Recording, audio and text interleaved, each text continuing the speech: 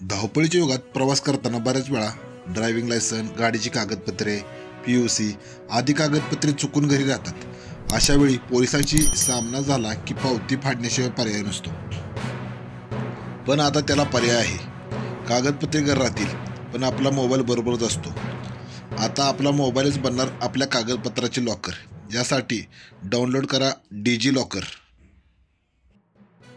केंद्र शासनाच्या रस्ते वाहतूक महामार्ग मंत्रालय यांनी वाहन चालक यांना ड्रायव्हिंग लायसन, कागदपत्रे तसेच इतर कागदपत्रांची डिजिटल कॉपी डिजी लॉकर व परिवहन या मोबाईल ॲपद्वारे दाखवण्याची सुविधा नागरिकांना उपलब्ध करून दिली आहे।